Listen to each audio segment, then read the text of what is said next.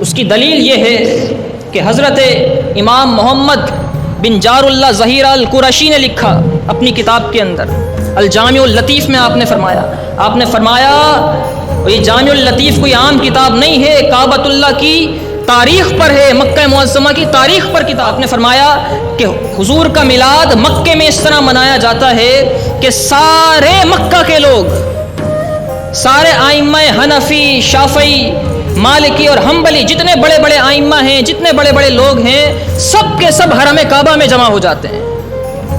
حضور کی ولادت کی رات یہ سب کے سب مطاف میں جمع ہوتے ہیں، کعبۃ اللہ کے سامنے جمع ہوتے ہیں۔ اس کے بعد حتیم میں جا کے نوافل پڑھتے ہیں، اور اس کے بعد پھر یہ سارے لوگ حرم کعبہ سے نکلتے ہیں۔ یہ 90 سال پہلے کی بات بتائی جا رہی ہے۔ وہاں سے نکلتے ہیں اور سب کے ہاتھوں میں فانوس ہوتے ہیں اور ان کے ہاتھوں میں مشعلیں ہوتی ہیں، اور پورے مکے کے اندر جلوس نکالتے ہیں، اور پھر واپس یہ جلوس جو مکے کی گلیوں سے ہوتا ہوا واپس سیدہ بی بی آمنہ کے گھر پر اختتام پذیر ہوتا ہے۔